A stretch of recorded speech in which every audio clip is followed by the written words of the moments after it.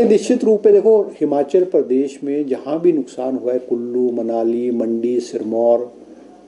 Chamba, maximum damages जो है वो कंस्ट्रक्शन और नेशनल हाईवेज की वजह से हुए है। फॉल्टी डीपीआर बनाई गई है और एक जो प्राकृतिक जो हमारा मौसम है, प्राकृतिक चीज़ें हैं, उसको देख करके निपटेंगे। अब आप अगर जो डंगे प्लेन्स में लगते हैं, मैदान में लगते हैं, उन डंगों को अगर पहाड़ों में लगाओगे, वो डंगे कहाँ टिकेंगे? ये बात हिमाचल सरकार और मुख्यमंत्री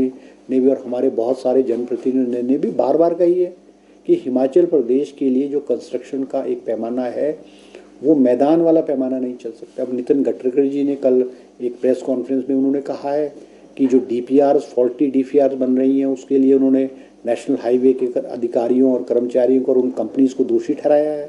कि आप डीपीआर बना रहे हो, मौके पे जाकर के आप बनाते नहीं हो, दिल्ली में बैठ कर के आप बनाते हो, और डीपीआर वो जो पहाड़ों में सूट नहीं करती। अभी 2023 की आपदा में जो मनाली, मंडी मनाली कुल्लू वाला नेशनल हाईवे है वो दोबारा से एकदम बिल्कुल वॉश आउट हो चुका है, और उन्हीं स्थानों पे वॉश आउट हुआ है जहाँ पे 2023 में हुआ है। तो कहीं ना कहीं इसमें गलती तो है, कहीं ना कहीं फॉल्ट तो है, कहीं ना कहीं त्रुटि तो है, कहीं ना कहीं क्वालिटी ऑफ वर्क में कमी तो है, तभी तो ये सारी चीज़ें वॉश आउट हो रही है। इस पहलू को भी केंद्र सरकार को बहुत गंभीरता से सोचने की ज़रूरत है। जो चीज़ें प्रैक्टिकली जो प्रदेश में, मान लो हमारा जो पीडब्ल्यूडी के कर्मचारी हैं, पीडब्ल्यूडी के इंजीनियर्स हैं,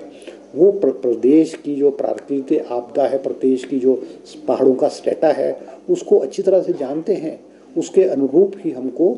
इस तरह की जो है डंगे हैं, चाहे पुल है, चाहे सड़कें, उस प्रकार की बनानी पड़ेगी जो कि वो स्ट्रॉन्ग हो। तो एक बहुत बड़ा प्रश्न है जिस पे हमको बहुत गहराई से सोचने की जरूरत है। देखो, जो ये आपदा आई है और इसमें जिस तरह से त्रासदी हुई और जिस बड़े पैमाने पे लकड़ियाँ भी जो नदियों में बह करके आई है और कटी हुई लकड़ियाँ बह करके आई है, इस पर तो प्रश्न चिन्ह उठता ही है कि इतने बड़े पैमाने पे इतने बड़ी लकड़ियाँ,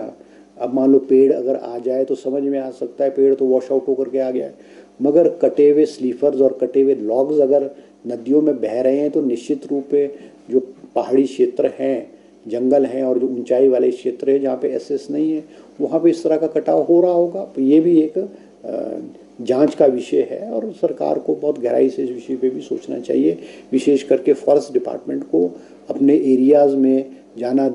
चाहिए। अब आज के समय में ये हो गया कि जो IAFS ऑफिसर्स हैं, DFOs हैं, वो जंगल का मुआयना तो करते नहीं हैं, जंगलों में जाते ही नहीं है, और जंगल आज जो है वो गार्ड के भरोसे पे छोड़ा गया है। तो उनको जाकर के देखना चाहिए कि जंगल कट रहे हैं, किस तरह से कट रहे हैं, कितने कट रहे हैं। ये भी एक प्रश्न चिन्ह है और इसमें बहुत बारीकी से सोचने की ज़रूरत है।